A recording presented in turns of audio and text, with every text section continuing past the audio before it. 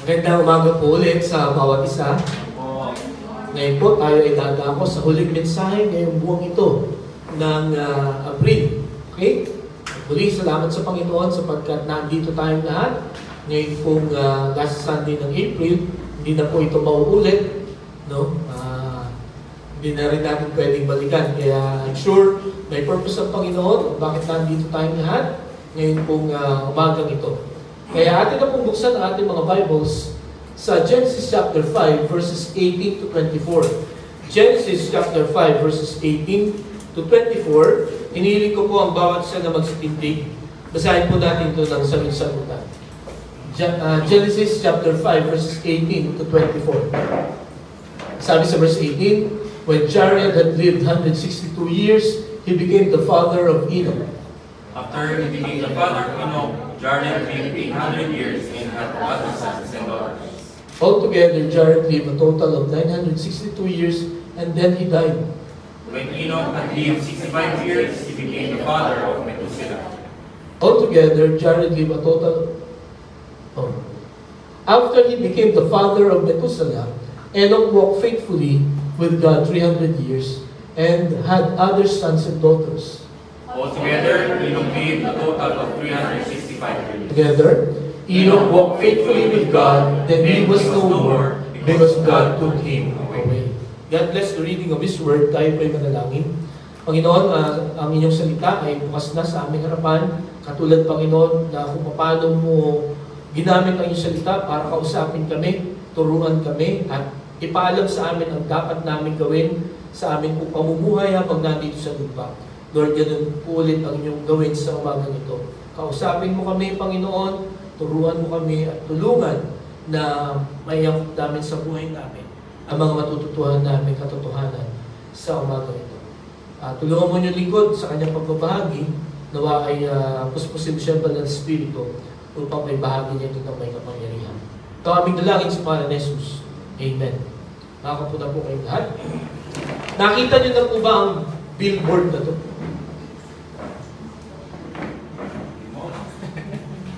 Ay, nakita nyo na yan? Okay. McDonald's, the world's #1 except in the Philippines. Where we cannot beat that fat app. Inano ko na foul words. Kaya binura ko. Happy Bee. Sino yung Happy Bee na yan? Yan ay ang Jollibee. Okay? Alam niyo po, ang mga bata. Mateo, what's your favorite food chain? McDonald's. Okay. Rare.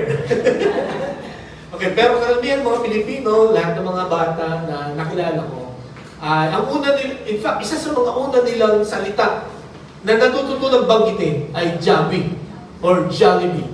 No? At alam nyo, kung inyong babasahin ang kwento ng Jollibee, ayon po sa kanilang website, ay meron na silang 1,500 branches all over the world. No? Sa 17 countries. Meron na silang 1,500. At this year, sila ay nagpaplano na mag-put up pa ng 750 new branches. No? Kaya talagang walang pagpigil. No? Hindi na mapipigilan ang pagsikat ng Jollibee. Imagine, ito pong picture na ito ay sa New York. No? Nakita ko po itong Jollibee na ito. Katabi po niyan ang Popeyes, no? Ang McDonald's, at ito po ay sa New York Square, no? Kumbaga nakatayo itong Jollibee ito sa isang mamahaling street, no? At nung opening nila, sobrang haba ng pila, no? Siyempre, mga Pilipino ang madalas nakapila diyan, no? Dito naman opening sa London, okay? At ang haba rin po ng pila, ganyan kasikat ang Jollibee, no? At dito po sa Dubai, no, pagka nakita nila, lalo dikit ng mga Pilipino, ay talagang pinipilahan ang Jollibee. So ilan lang ito sa kung ano ang impact ng Jollibee pagka nag-open ito sa isang lugar. Di po ba? At according po sa aking nabasa na vlogger, parang sabi niya, ano ba ang meron ng Jollibee? Bakit laging parang may box office?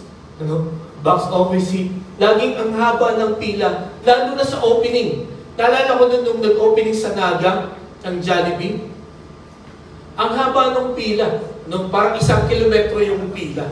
Para lang makakain, makatingin.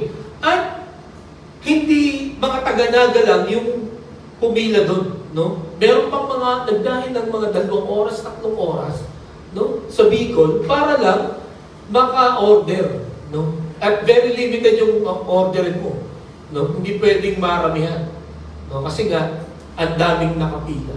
Napakasikat ng Jollibee, no? Naniniwala ba kayo? Okay. At sabi ng vlogger na yun, ano ba ang meron sa Jollibee?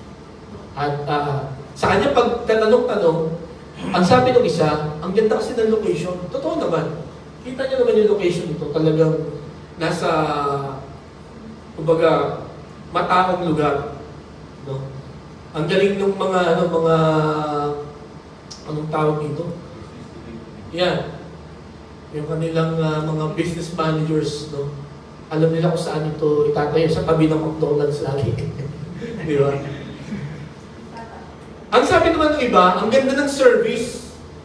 Ang ganda ng service, no? Talagang, lalo na pagka nasa ibang bansa, Tagalog ang kanilang conversation, no? Lalo na pag Pilipino ang umo-order. Pumasok ako dito sa New York, kaso sabi nila, "Sir, Pilipino ka?" Sabi ko, "Yes, Pilipino." Sarado pa po, sir. Kasi alas 8:30 ako dumating. So, alas 9 pa pala ang bukas nila. So, sabi ko, ako, sayang, kakain pa sana, gutom na ako eh. Kumain na lang sa McDo. Anyway, pero ang pinaka-main reason daw kung bakit dinadayo, pinipilahan ang ang Jollibee is because of their taste, or the taste of their food. No? Kasi kahit na maganda ang facilities mo, kahit na okay ang service, pagka masama ang lasa ng pagkain, wala, one time lang yan, for curiosity sake lang, kaya kakain. Pero hindi na yan babalik, at hindi na yan ikikwento. Di po ba? Masarap ang lasa, no? Lasang Pinoy, no? Lalo na yung kanilang spaghetti, kasi ang spaghetti ng ibang bansa, lalo na ng Italy, hindi matamis, medyo maalat, no? Hindi natin gusto yung mga ganun. Diba? Kaya mabenta daw ang Jollibee. Tapos yung kanilang chicken ay masarap. Okay. Mga kapatid, ito po ang makikita natin sa Jollibee kung bakit siya pinipilahan. Because of its taste. Ang sabi po dito sa Psalm 34 verse 8, basahin niyo po natin. Ready? Begin. Taste and see the Lord is good. Blessed is the one who takes refuge.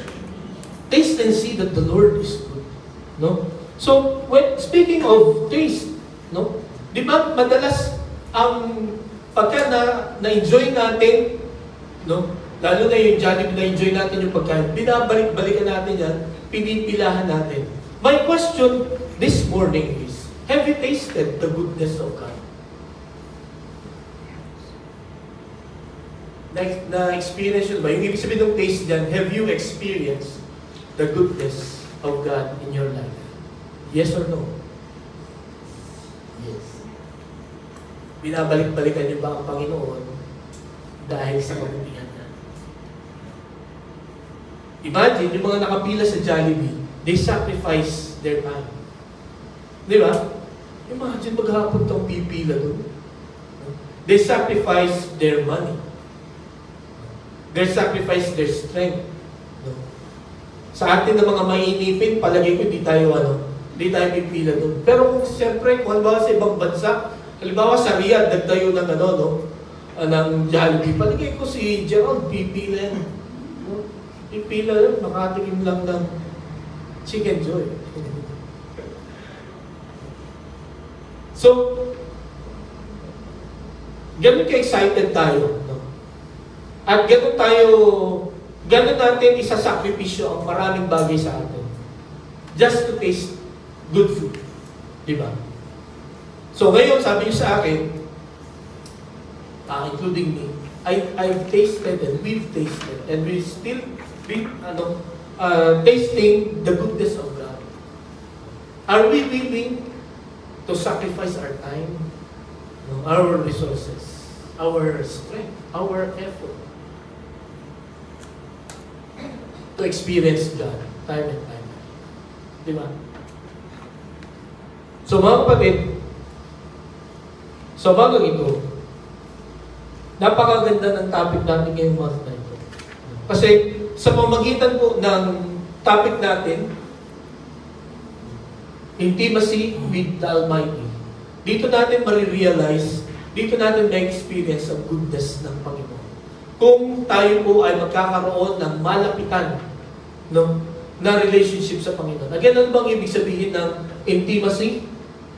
Basahin niya po natin. Ready? Begin. God wants an exclusive, closer, deeper, and growing relationship with us. Ang Panginoon na nagpasimula, nagpasimuno, nag-initiate ng intimacy, ng relationship sa atin. He wants more of you. Diba? In fact, hindi lang more of you, but all of you. Yung lahat-lahat sa atin, gusto ng Panginoon. Kaya napag-aralan natin sa Deuteronomy chapter 6. Ang sabi niya, love the Lord your God with all your heart, with all your soul, and with all your strength. Gusto niya magkaroon ng malapit, ng closer, deeper, and exclusive relationship sa atin. Gaano kalapit ang relationship natin sa Panginoon? Nag-e-effort ba tayo? Nagbibigay ba tayo ng extra effort to get closer to God? Nakita rin po natin, the first Sunday, God's call for intimacy. Tinatawag tayo ng Panginoon na magkaroon ng intimacy. Okay? And then nakita rin natin our need for intimacy with God. And then last Sunday, nakita po natin yung mga barriers to intimacy. Yung mga hadlang. Bakit nahihirapan tayo or natatakot tayo na magkaroon ng malalim na relationship sa Panginoon? Minsan, katulad ng illustration ko noong the first Sunday, minsan ang tingin natin sa Panginoon ay principal. Diba? We don't want to sit beside Him or to talk to Him kasi nga, feeling natin, i-identify niya lang yung ating mga kasalanan and He will judge us. Mas gusto natin yung friend. Pero this morning, I want us to realize that God is a principal, but He is a friendly principal. Okay? Totoo yun. He will identify our sins. No? Hindi para i-condemn ka lang, kundi He will identify our sins para ito ay atin pong isuko sa Kanya, ihingi ng tawad sa Kanya. Sapagkat kung hindi niya tayo i-correct, mga kapatid, kung hahayaan niya lang tayo na manatili sa ating mga kasalanan, all of us will die. Diba? Lahat tayo pupunta sa impyerno. Kaya kailangan nating makita ang Panginoon as a principal. But He's not just a principal, but He is a friendly principal. He is a principal that cares for you and me. Okay? So, ang panghuli po, ngayong buwan na ito, pinamagatan ko po ang ating mensahe, enjoying our intimacy with God. Katulad ng Jollibee, we enjoy the food. Majority of Filipinos enjoy the food. The taste of the food sa Jollibee. Nawa mga kapatid, ngayong umagang ito, hindi lang majority, kundi lahat ng mga Kristiyano, lahat ng mga followers ni Christ, should enjoy the intimacy with God. Kasi when you're enjoying something, lagi mo yung babalik-balikan, di ba? Pag natutuwa ka, babalik-balikan mo yan. As I've said, magsasakripisyo ka ng maraming mga bagay. Kaya, kung halimbawa, laging second, third priority ang Panginoon, that means, una, you are not intimate with Him. Secondly, you are not enjoying the intimacy with God. Nawa ngayong umaga, makita natin ang dahilan. Bakit kailangan natin ma-enjoy ang intimacy with God? Based po sa ating pong pag-aaralan ngayong umaga, kung babalikan natin itong Genesis chapter 5, ano po, katatapos lang na magkasala ni Adam and Eve dito. No? Katatapos lamang na patayin ni Cain si Abel. Okay? At dito po, minention, dito sa chapter 5, yung mga sumunod na generations, no, from Adam. At ito po si Enoch, siya po ay kapito na henerasyon from Adam. At kinikwenta-kwenta ko yung kanilang mga ages. No? Palagay ko, nakita pa ni Enoch si Adam. Kasi si Adam namatay siya ng 930 years old. Sa palagi ko lang nakita, kasi kinikwenta-kwenta ko, 500 years ang nakalipas bago ipinanganak itong si Enoch. Ay 900 years namatay siya. So nakita pa niya, no? Si Adam. Pero dito po, sa pangyayari ito, meron tayong makikita na tatlong dahilan kung bakit dapat ma-enjoy natin ang intimacy natin sa Panginoon. No? There are three reasons. First, because it will break the cycle in our lives. No? May enjoy natin po ang ating pong malapitang relasyon sa Panginoon sapagkat may puputulin siya, no? Na palagi nating ginagawa sa buhay natin. Okay? Balikan po natin itong Genesis chapter 4 verse 27. Genesis chapter 5 verses 4 to 27. Okay, ganito pong gawin natin. Babasahin po natin ito, chapter 4 hanggang 27. Pero, ang babasahin nyo lang ay yung red letter. Okay? Ang babasahin nyo lang yung red letter, ha? Okay, sige, basahin ko, ha? Basahin natin. After Seth was born, Adam lived 800 years and had other sons and daughters. Altogether, Adam lived a total of 930 years. When Seth had lived 105 years, he became the father of Enos. After he became the father of Enos, Seth lived 807 years and had other sons and daughters. Altogether, Seth lived a total of 912 years. When Enos had lived 90 years, he became the father of Canaan. After he became the father of Canaan, Enos lived 815 years and had other sons and daughters. Altogether, Enos lived a total of 905 years. When Canaan had lived 70 years, he became the father of Mahalalel. After he became the father of Mahalalel, Canaan lived 840 years and had other sons and daughters. Altogether, Canaan lived a total of 910 years. When Mahalalel had lived 65 years, he became the father of Jared.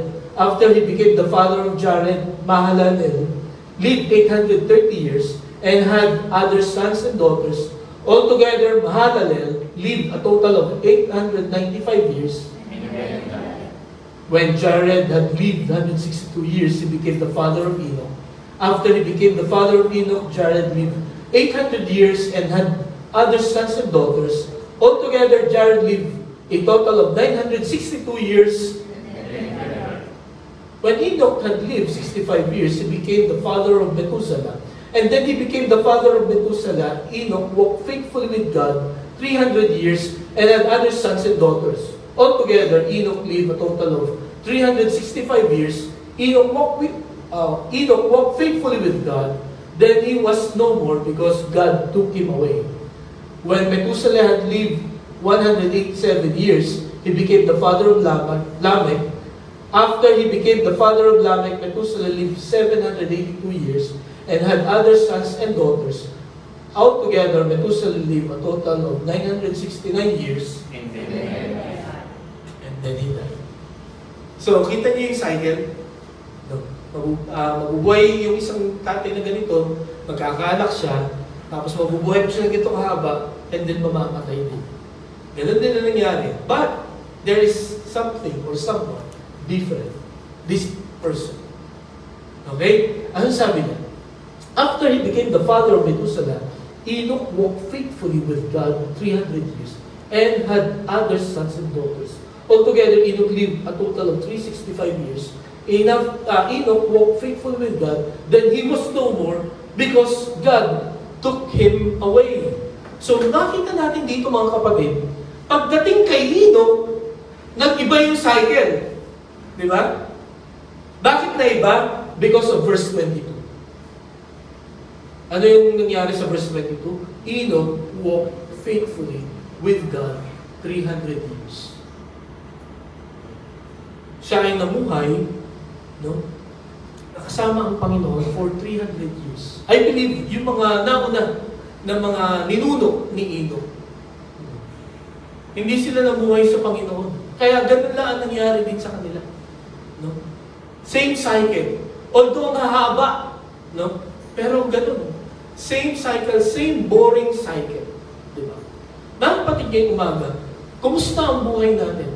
Masasabi mo ba na parang pare-pareho rin lang, gigising ka sa umaga, prepare ka ng breakfast, kakain, papasok, no? Kakain ng lunch, tatrabaho ulit, mag-aaral ulit, uuwi sa bahay, pahinga, tulog.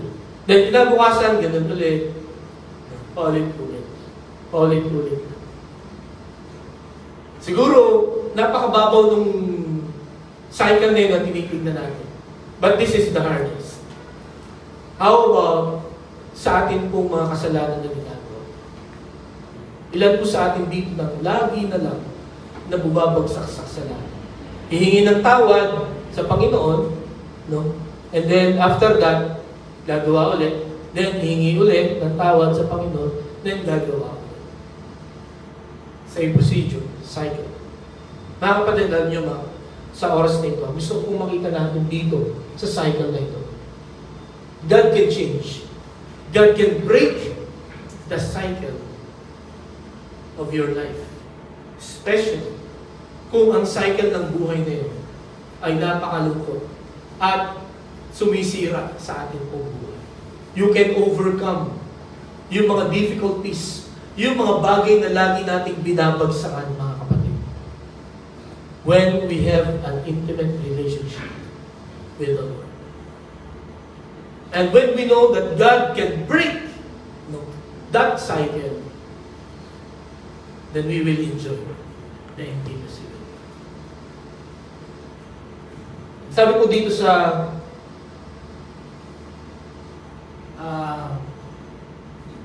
phrase na ito, ano ba ang ibig sabihin ng walking with God? Basahin niya po natin. Knowing, ready, begin. Knowing, agreeing, and doing what God wants in your life for the rest of your life. Yan ang walking with God. No? Knowing, agreeing, and doing what He wants in your life. No? Hindi enough yung knowing, kasi for sure, alam ko, sa umagang ito, alam na natin ang gusto ng Panginoon na gawin natin. And yet, if we will evaluate our lives, marami tayong nasa isip lang. Alam ko. Ano? Marami sa atin na nagsasabi na bukas na. Or saka na lang. Di ba? You need to agree that that is the will of God.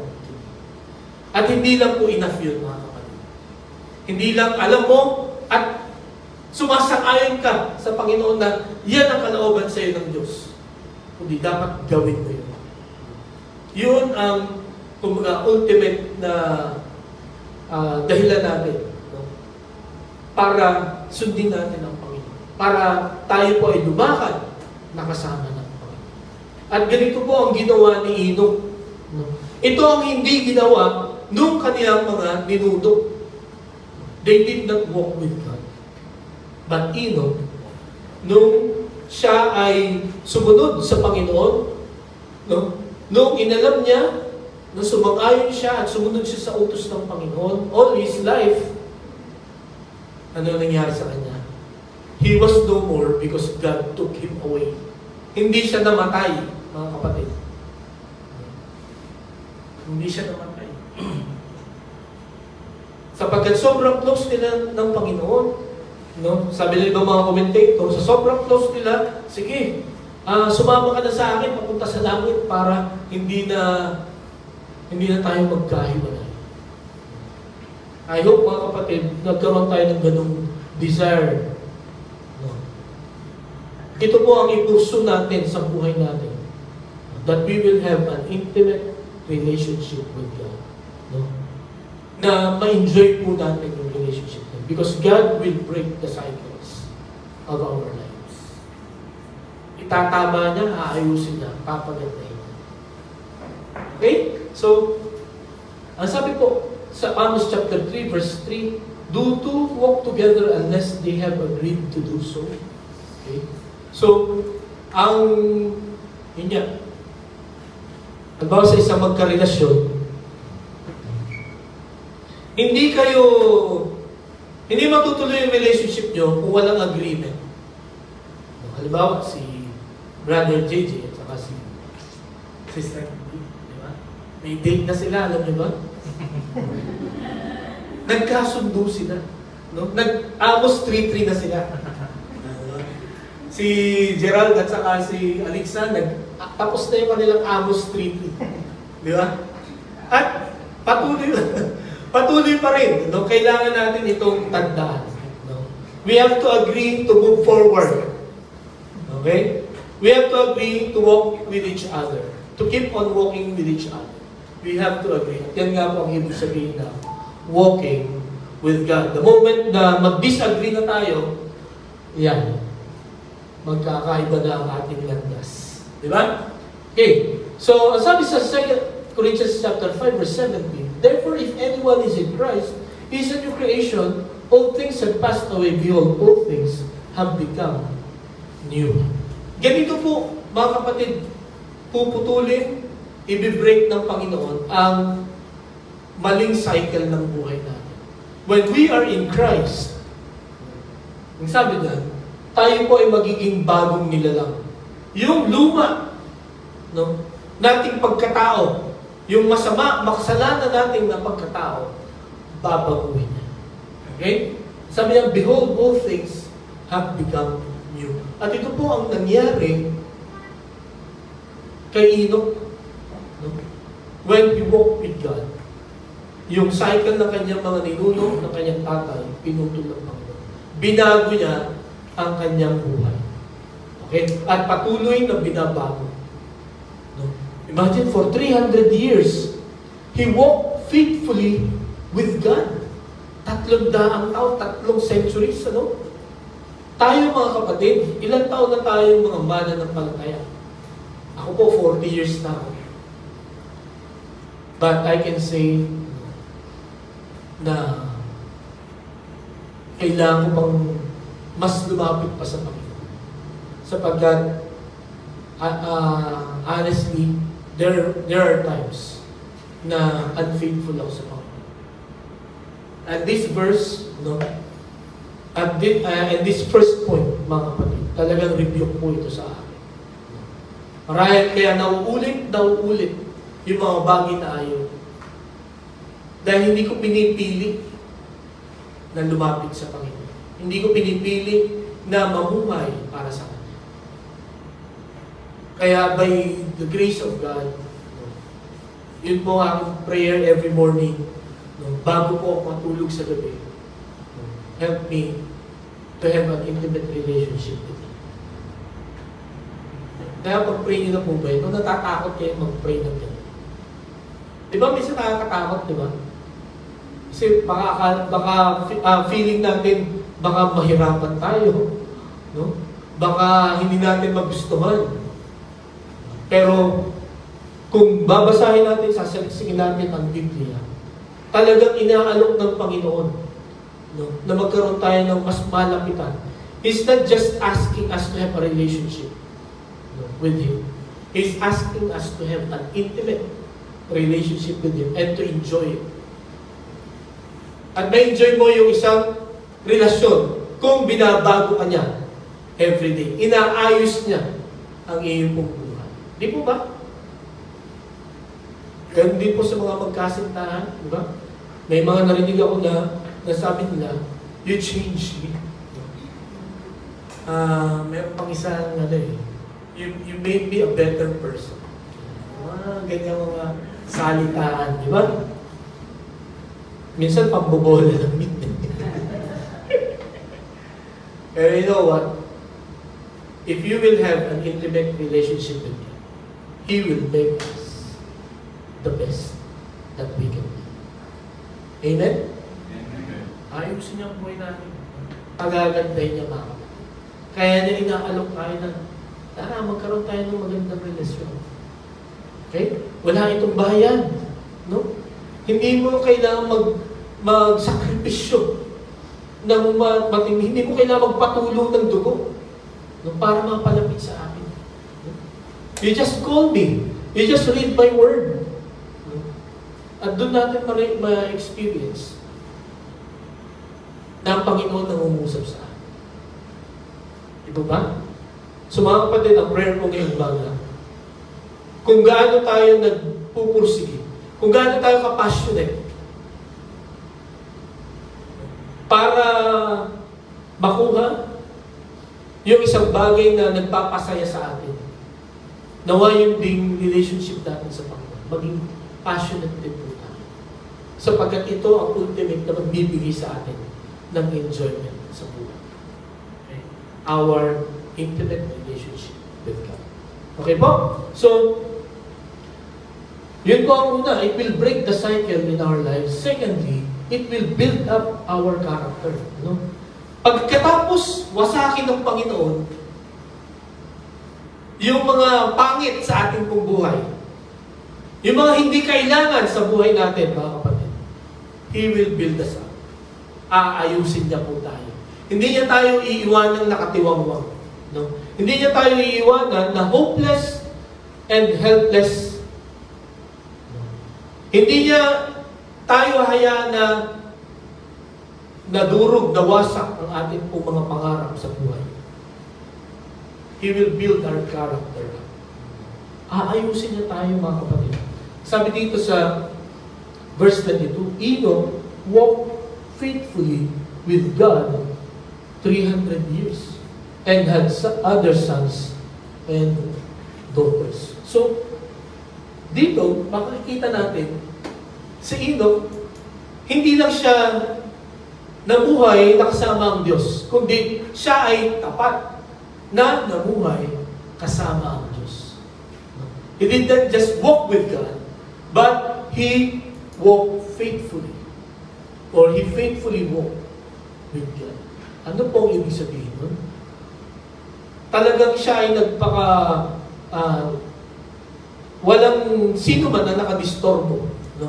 Walang sino man ang nakakuha ng kanyang atensyon. No? Sa kanyang pakikipag-need sa Panginoon. Walang naka-disturb. Walang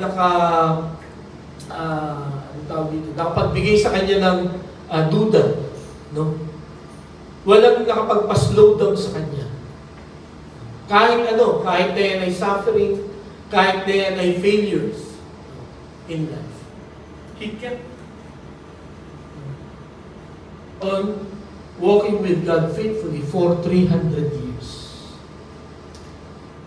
Ang tagal nun, 300 years. Yun yung 50 years na Christian ka, parang ang tagal na nun eh.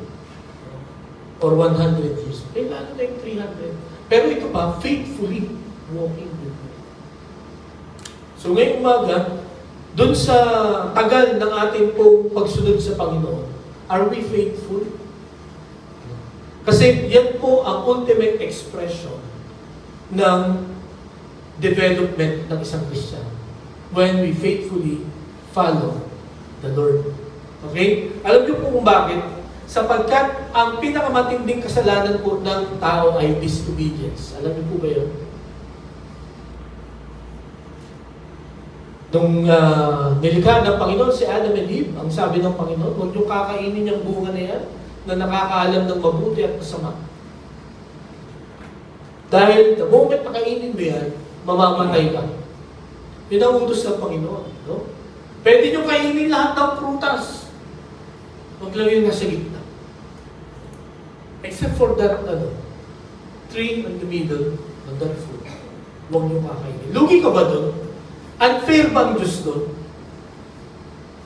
Di ba? Parang ginutom ka ba ng Panginoon doon? Hindi, nakakalungkot, ano? Sa isang encounter lang ng Diablo kay Adam and Eve, sila ay bumagsak. They disobeyed the Lord. Kaya, ito po ang i-build up sa atin ng Panginoon. No? Gustong sirain ng Panginoon yung disobedience natin. At tayo po ay kanyang turuan ulit na sumunod sa Kanya. Ito po ang ultimate na expression, no, ng isang matured na Christian when he joyfully obey the Lord.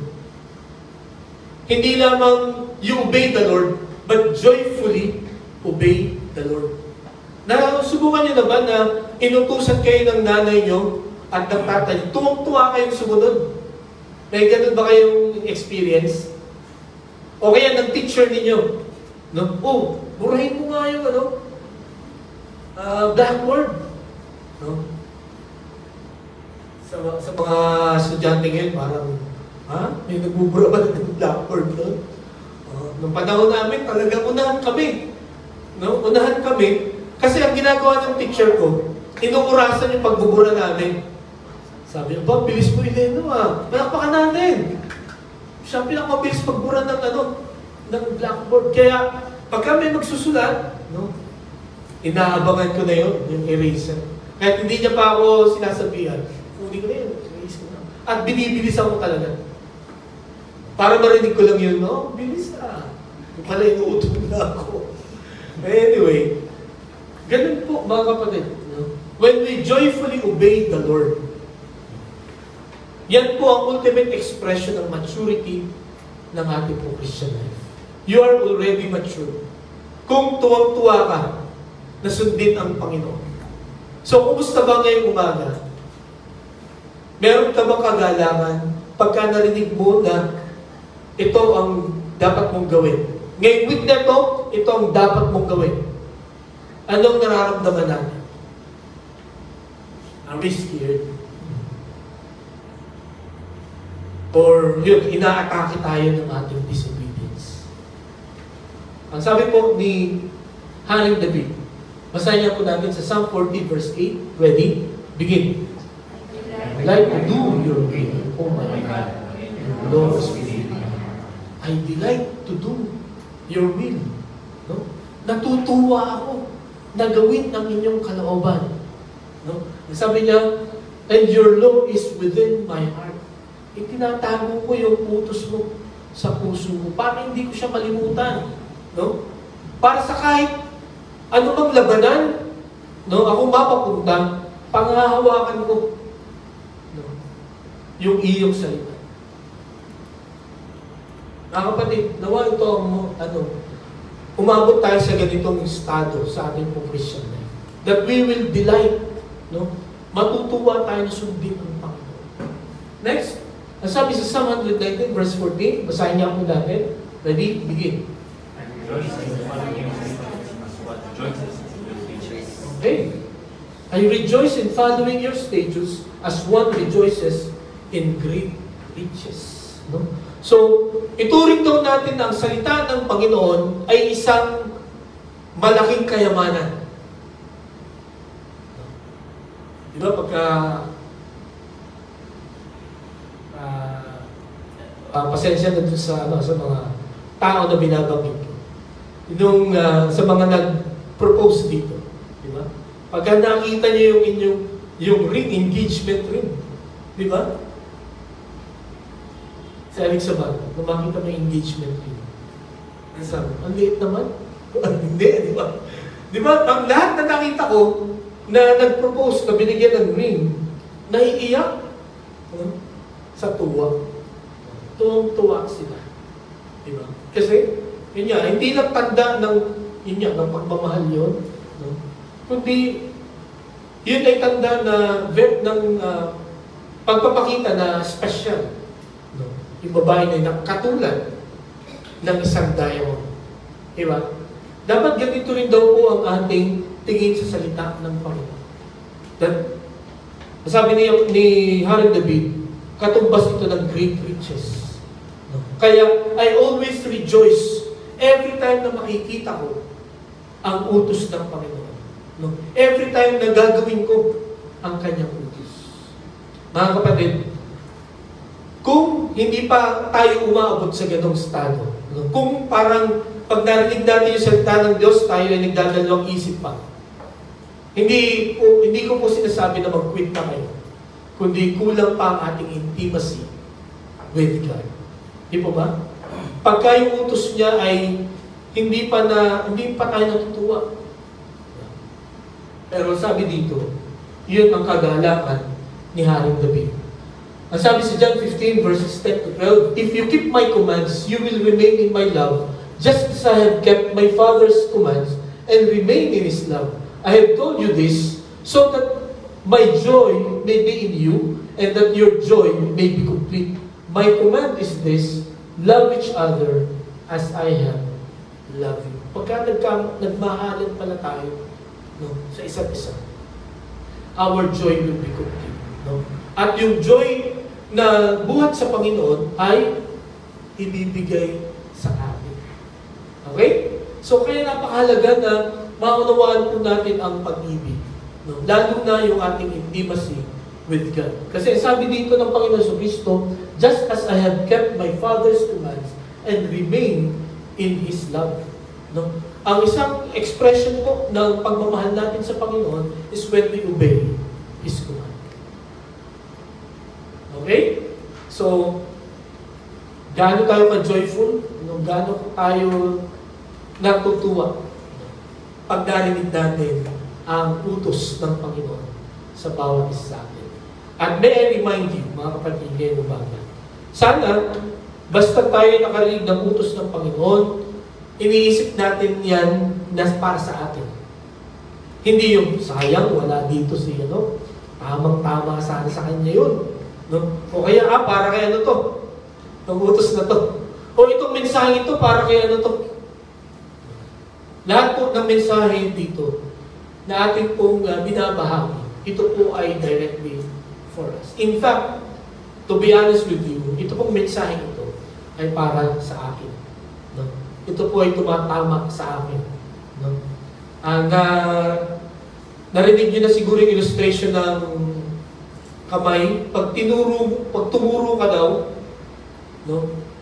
Huwag ka daw open pag tinuro ka na, "Uy, mali yung ginagawa." Sapagkat bagamat yung dalawang daliri ay nakaturo sa iyo, yung tatlo ay nasa nagtuturo. Kaya kung sa ating pong pag-aaral ng salita ng Diyos ngayong umaga, nasasaktan kayo.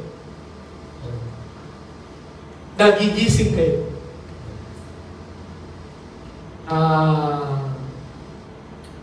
Huwag po kayo mag-alala sapagkat kung twice ang effect nito sa inyo, try sa akin.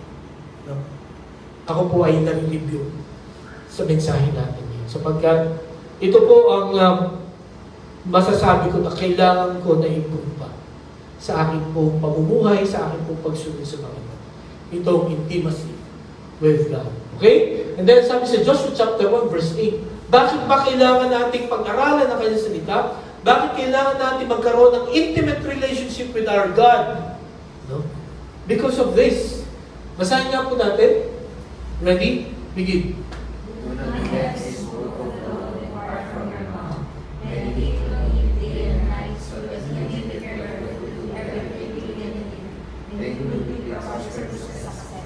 Okay, kung makapapasin niyo po itong first part, first two sentences, don't let this book of the law depart from your mouth. By the way, pag sinabing law at capital po ang letters, ibig sabihin dito po yung Bible.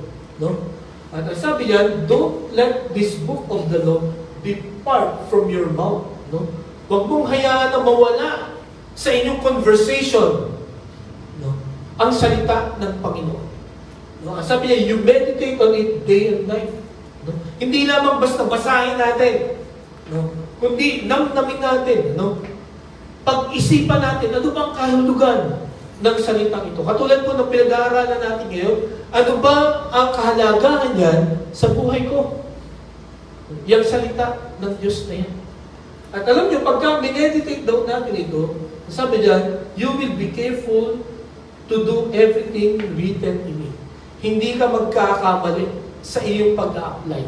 Magagawa mo ng tama yung salita ng Diyos when you meditate. Kasi ito, tandaan niyo po, pagka ito'y binasa lang natin without meditation, malilimutan agad natin. Ngayong umaga, itong inyong narinig na mensahe, no? Kung ito'y pinapakinggan nyo lang, then after that, tapos na.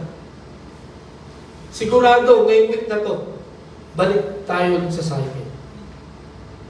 The Word of God will not break that cycle. Kung hindi po natin ito i-meditate. Okay? So, ilan po sa atin dito ang inaalala? Ano nga ba ang mensahe namin itong Sunday? Diba? And as I've said, hindi po natin kailangang matandaan lahat. No? Basta kung meron lang isa kayo na matandaan, no? Tapos magawa ninyo sa buhay ninyo, then, unti-unti, mabibuild up na po ang ating character. Unti-unti, tayo po ay makakasunod sa Panginoon. Unti-unti, we will be joyful in obeying the Lord. Because that is the ultimate goal. No? Joyful obedience sa ating po Panginoon. So, ang sabi dyan, then you will be prosperous and successful. I realize through this verse, no, na ang success ng isang tao, ang prosperity ng isang tao, ay hindi base sa galing at talino natin, mga kapatid. Hindi ito base sa ating mga koneksyon at sa ating mga diskarte. Ang success po ng isang tao ay based sa kanyang obedience sa Panginoon. Kahit na ikaw ay mayaman, kahit na marami kang mga ari-arian, kahit na ang ganda ng posisyon mo sa lipunan, no? Kung hindi mo sinusunod ng Panginoon, ikaw pa rin ang pinaka-failure na tao sa mundo ito. Pero kung ikaw ay isang tao na simple, hindi ka kilala, walang pumapansin sa iyo, pero sinusunod mo ang Panginoon in the eyes of God, you are the most successful person. Hindi lamang sa mundo ito, kundi sa langit. Sapagkat yun ang ultimate goal na matutunan. Yun po ang ultimate goal ng Diyos na matutunan natin. To joyfully obey our Lord. Okay po? So, yan po ang pangalawa na makikita natin na dahilan kung bakit dapat nating ma-enjoy ang intimacy with God. Una, it will break the cycle in our lives. Secondly, it will build up our character. Thirdly, ito po ay napag-aralan na natin noong second Sunday, pero gusto ko pong ulitin, no? Sapagkat ito po ang isa sa magbibigay ng galak sa atin sa pagsunod natin sa Panginoon. Galak sa atin pong pagmamahal, no? Sa atin pong Panginoon. It will bring us home to be with the Lord forever.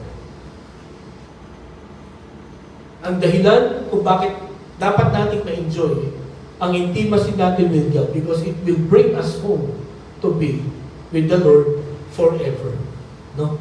Katulad po na nangyari kay Enoch, ang sabi niya, ang sabi dito, Enoch walked faithfully with God, then he was no more because God took him away. Okay? Hindi ko na isulat dyan, pero buksan niyo po yung inyong mga Bibles sa Hebrews chapter 11, verse 5. May dala ko yung Bible. Buksan niyo po sa Hebrews 11, verse 5. Ang sabi po dito sa Hebrews 11, verse 5, by faith, Enoch was taken from this life so that he did not experience death. He could not be found because God had taken him away. For before he was taken, he was commended as one who pleased God. No? Si Enoch, no, kaya siya nawala. Kaya siya kinuha ng Panginoon sapagkat bago siya kunin ng Panginoon, siya yung tao na nagbibigay ng katuwaan sa Diyos. No? Bakit? Because he joyfully obeyed the Lord. Okay? Inaalam niya na sumasang-ayon siya at sumusunod siya sa utos ng Panginoon. Di ba sa ating mga parents, pagka ganyan ang ating mga ang ating mga anak, o ba? Pagka yung ating mga anak, tinatanong kung ano yung gusto natin, nag-agree sa gusto natin at sinusunod ng may katuwaan yung gusto natin, ano magiging reaction natin? Magagalit pa tayo. Sobrang masunurin na. May nakausap akong isang member doon po sa San Pablo, galit na galit sa kanyang mga anak. Meron siyang anak na 3 mga lalaki. At naiinis siya. Sabi ko, bakit ka naman Brad naiinis sa iyo mga anak? Ay kasi, ang lakas humingi ng baon. Pero ang katamad naman. Sabi niya sa akin, turuan mo nga yung pastor. Pagka hindi mo yan tinuruan at ganyan pa rin, hindi ko na ipapa-attend din dito. Dahil hindi natulungan ng church. Sabi ko, responsibilidad ko ba yan? Turuan ng maayos na ugali yan? Kung di ba sa'yo yan? Sabi ko ganun.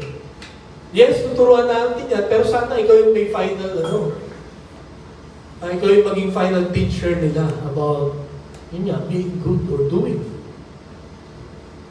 So sometimes, ganun po ang isinisisi natin sa iba o iniaasa natin sa iba. Pero mga kapatid, ngayon pong umaga, nawa ay ito po ang maging goal natin po sa buhay. Pag-pray po natin that we will be faithful in walking with the Lord. Okay? Si Enoch po, for 300 years, sila po ay siya po ay lumakad ng malapitan with God. At dahil sa na-please niya ang Panginoon, yun yan, hindi na siya pinakawalan ng Panginoon, sige, sumama ka na sa akin sa langit. Hindi na siya pinaranas ng kamatayan. Diba? At alam po ninyo, ang sabi po sa Philippians chapter 3, verses 20 to 21. Basahin niyo po natin. Ready? Begin. Citizenship is in heaven, and eagerly await the Savior from the Lord Jesus, who by By the power that enables him to bring everything under his control, will transform our lowly bodies so that they will be like his glorious body. Mga kapatid, alam niyo po ba that we can experience the experience of Enoch? Diba? May 2 tao lang na hindi namatay so far sa kasaysayan ng tao. Enoch at saka si Elijah. Talagang kinuha sila ng Panginoon ng buhay pa. Dinala sila sa langit ng buhay pa. At kayang gawin ng Panginoon yun, siya ang lumikha sa atin. Diba? At tayo rin pwede natin ma-experience yun. Sa atin na takot at hindi nagmamadaling mamatay. Nawa ay abutan tayo ng Panginoon na nagtatapat sa atin. Or nawa, abutan tayo ng Panginoon na ang Jesus ay nasa puso natin. Kasi ang promise niya, pagka siya bumalik at buhay pa tayo, sabi niya, dito sa verse 21, He will transform our lowly bodies so that they will be like His glorious body. Babaguhin ng Panginoon itong imperfect body na to. Diba? At tandaan natin, kaya tayo kukunin ng Panginoon dito because our citizenship is not on earth. Di ba narinig yun yung mga dual citizenship? Filipino citizen at saka senior citizen. Malapit na ako doon. Hindi pa naman. Malayo-layo pa. Hindi ako ganun ka-excited. Pero ito mga kapatid, whether we like it or not, nung tinanggap natin ng Panginoon bilang sariling tagapagligtas, nagkaroon kayo ng bagong citizenship. Alam niyo po, gusto ko na pumunta sa Europe. Pero ang hirap pumunta sa Europe, lalo na sa Germany. Laging nadidinay. Kahit kompleto papeles mo. laging deny. At ang hirap magpa-citizen doon. Kailangan 14 years ka muna mag-stay, kailangan may work ka, kailangan fluent ka na sa German bago ka maging citizen. Ang hirap. Pero dito mga kapatid, tatanggapin mo lang si Jesus bilang sarili mong tagapagligtas. And the most beautiful place that we will ever see in our lives, we will be a citizen there. I believe the most beautiful place is heaven. At maninirahan tayo. At citizen tayo. Wala pwedeng manghuli sa atin doon o magpalaya sa atin doon. No? Mamamayan tayo ng langit, mga kapatid. Hindi tayo taga rito sa lupa. Okay? Kaya nga sabi po ni Pedro, dear friends, your real home is not here on earth. You are strangers here. I ask you to keep away from all sinful desires of the flesh. These things fight to get hold of your soul. So mga kapatid, nasabi ni Pedro, ang tunay nating bahay, tahanan ay hindi dito sa lupa. No? Tayo po ay mga dayuhan lang dito. Kaya dapat iwasan po natin ang mga makasalanang pagdanasa, mga makasalanang gawain. Sapagkat hindi po yan ang gawain ng mga citizen ng langit. Sinisikap po natin na umiwas. Bagamat sa tagal natin nga na nakatira dito sa lupa, na minsan napapagaya tayo, pero this verse reminds us na, hey, wake up, hindi ka taga rito. No? Sana yung iyong belief system, no? Hindi ka nakikiayon sa world system ng mundo ito. Because you are a citizen of heaven. Okay? And then, sabi pa po dito sa John 14 verses 1 to 3, lagi po natin itong binabasa. No? Sabi niya, sa verse 2, My Father's house has many rooms. If that were not so, would have I told you that I am going there to prepare a place for you? If I go and prepare a place for you, I will come back and take you to be with me, that you also may be where I am. Mga kapatid, pagka tinanggap natin si Jesus bilang sarili natin tagapagligtas, the Lord will prepare a place for us in heaven. No? At pagtapos na yun, He will come back again para kunin po tayo, para kung nasan siya, ay naandun din po tayo. Mga kapatid, alam niyo ba, napakahirap magpatayo ng bahay ngayon. Sino nagpapatayo ng bahay ngayon dito? Kung may plano magpatayo.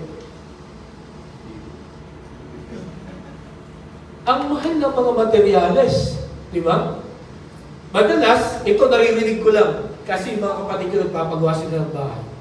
Madalas, yung kwenta ng first meeting ninyo, no? After 2 weeks, mag-iiba na. Ang lagi sinasabi, nagmahal ng materyales. So ikaw, may budget ka lang na sinusunod. No? So, magdadagdag ka ngayon para masunod yung gusto mo. Ay, paano kung wala ka ng pagdagdag? So, substandard ang gagawin. Wala bang mura-mura? Wala bang class A?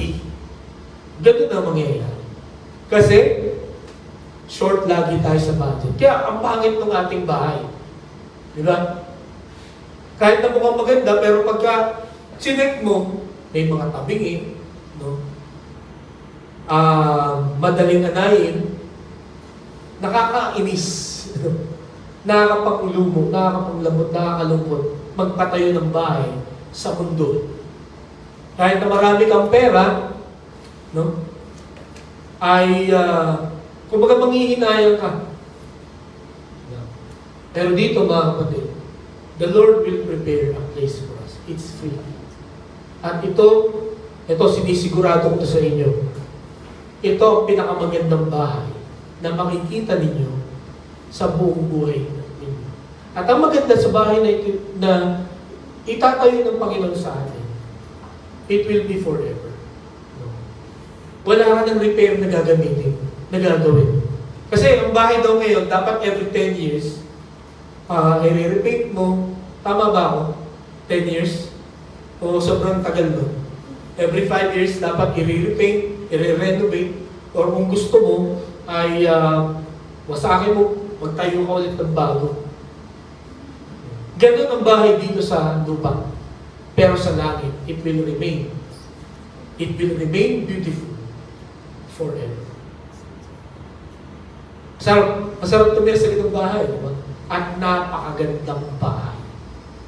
Yun po sinisigurado ko po sa inyo. Hindi ko pa siya nakita. But by faith, at dahil ang Panginoong Jesucristo ang nagsabi nito at nangako nito, kung tinanggap mo si Jesus bilang sarili mong tagapagligtas, ngayong umaga nito, you have a house in heaven. Pagpunta mo doon, hindi ka stranger. Hindi ka pakalat-kalat. May uuwian ka na isang maganda, matibay, at pangmatagalang tao. Praise God for that. No? Salamat sa Panginoon. No? Kaya we should enjoy our intimacy with God because this or that intimacy with God will bring us home to heaven, no? To be with the Lord forever. Tapos ito pang gagawin pa ng Panginoon sa atin. Sa 1 Corinthians 15, 51 to 53, sabi niya, listen, I tell you a mystery, we will not sleep, but we will all be changed. Yung ibig sabihin ng sleep dyan, we will not all die. Diba? But we will all be changed in a flash, in a twinkling of an eye, at the last trumpet, for the trumpet will sound, the dead will be raised imperishable and will be changed.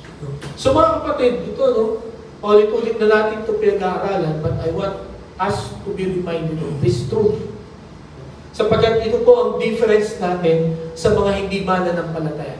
Meron tayong blessed assurance. No? Meron po tayong blessed hope because of these promises. Na sa pagbabalik ng Panginoon, kung hindi ka satisfied, no, sa itsura mo sa umagang ito, you will be changed. No? Ako, at 53, ang dami kong nararamdaman. No? Yung wife ko at saka yung kanyang mga kaklase, pag nag-Zoom meeting sila, ang pinag-uusapan lagi nila yung kanilang mga sakit. No? In fact, meron silang team song. No? My toes, my knees, my shoulders, my head. Yun yung mga may sakit sa kanila, yung toes, knees, shoulders, saka head, sa aming head. No? At gano'n na, honestly, yun ang aking nararamdaman ngayon. Kaya nung nagpa-therapy ako, sabi nung therapist sa akin, sir, ano ang ititreat namin sa iyo ngayon? Sabi ko, pwede ba kitang kantahan? Sabi niya, anong kantahin, sir? My toes, my knees, my shoulder, my head. Yun ang mga may problema sa aking katawan. No? Hindi na ako makatakbo, hindi na ako makakilos ng maayos because of the pains. And I'm sure kayo rin, meron kayo siguro mga nararamdaman na rin. Meron, pag tumitingin siguro kayo sa salamin, lagi kayong may wish. I wish this face is better. Mga kapatid, sa pagbabalik ng Panginoon, in the twinkling of an eye. So, pinag-aralan natin yung tatlong pagpikit ng mata. Yung wink, blink, at saka yung twink. No? Yung blink, 1 second daw yun. Yung yung wink, 1 second. Yung blink ay half second. Yung twink ay 1/4. So, ang bilis nito. Twinkling of an eye. We will all be changed. No? At ang sabi dito sa 1 Thessalonians chapter 4:16 to 17, after that, we who are alive and are left will be caught up together with them in the clouds to meet the Lord in the air, and so we will be with the Lord forever. Okay? So, we will have perfect bodies at yun nga, inimit natin ng Panginoon. At hindi na tayo papakawalan ng Panginoon magpakailan. Are you excited about this event? Ako, pagka nararamdaman ko yung mga arthritis, sabi ko, Lord, kailan ka ba dadating? Parang namimiss ko yung pakiramdam na ang taas kong tumalon, ang bilis kong tumakbo, na wala akong nararamdaman. Pero ngayon, no, Hindi mo talaga siya kayang iwasan. Marami at marami kang mararamdaman. Di ba? At yung nararanasan po nating panahon ngayon, napakainit, no? Ilan sa inyo nakakaramdam na parang lalabas na yung mata nyo, no? Dahil sa sobrang init. Mga kapatid, hindi magbabago itong weather na to. Painit ito na painit, pasama na pasama. Alam nyo kung bakit? For us Christians, kaya po nangyayari ito, for us to belonging, no? Heaven. Para tayo po ay mas lalong maging excited sa kalangitan. At para pag nakarating tayo sa langit, no, tayo po ay talaga magpupuri, magpapasalamat at sasamba sa Panginoon. Sabihin natin, buti na lang pinili ako ng Diyos. Buti na lang tinanggap ko si Jesus bilang sariling tagapagligtas. Buti na lang hindi ako tumanggi nung siniran ako ng salita ng Diyos. Okay po, napakarunong ng Panginoon, no? Kaya mga kapatid, ito po ang katotohanan na makikita natin ngayon pong umagang ito. Ito po ang tatlong dahilan kung bakit dapat ma-enjoy natin ang intimacy with God. No? Una, it will break the cycle in our lives. Secondly, it will build up our character. And then it will bring us home to be with the Lord forever. Imagine, may enjoy natin ang ating pong buhay, ang lahat ng meron tayo forever. Why? Because we are with the Lord. Dahil kasama natin ang Panginoon. Mga kapatid, nawa, hindi tayo makalimot. No? Makalimot na kailangan pala natin ang Diyos. Because there are times in our lives, nalilimutan natin ang Diyos, na-enjoy natin ang mga bagay na ginagawa natin na wala ang Diyos. I hope this message will remind us. Kailangan po natin magkaroon ng intimacy with God. And we have to enjoy it. We will experience real joy in our lives when we have an intimate relationship with our God. Tayo po'y manalangin. Panginoon, salamat po sapagkat hindi mo kami pinabayaan, Panginoon. Pagamat dahil sa kasalanan ay lumayo kami sa inyo. Marami sa amin ang gustong kalimutan ka na because of sin, because of suffering, dahil sa maraming mga bagay na umaagaw ng aming atensyon. Sa umagang ito, Panginoon, at sa buwang ito, nagpupuri kami at nagpapasalamat sa inyo. Sapagkat ipinakita mo sa amin na ikaw ay Diyos. Hindi ka katulad namin na madaling manawa, madaling mag-give up, madaling umayaw. Salamat po sapagkat ang pagmamahal mo ay hindi namin kayang ipaliwanag. Mas mataas pa ito sa kataas-taasan. Mas malalim pa ito sa napakalalim na dagat. Thank you for loving us, Lord. At hindi lang basta mahalin kami, kundi magkaroon po ng intimate relationship with us. Lord, sa umagang ito, ang panalangin ko sa bawat isa na nakarinig ng mensaheng ito, magkaroon po kami ng malalim na pagnanais na magkaroon din ng relationship sa inyo, ng intimate relationship sa inyo. Nawa, Panginoon, sa bawat araw ng buhay namin, yun ang maging goal, yun ang lagi namin maging prayer na kami po ay mapalapit sa inyo. Yun ang maging desisyon ng aming pong buhay. Salamat po sa inyong pagkilos at pangungusap sa bawat isa. Sa pagkaklatang ito'y dalangin namin sa pangalan ni Jesus. Amen. Tawagin na po ulit natin ating song.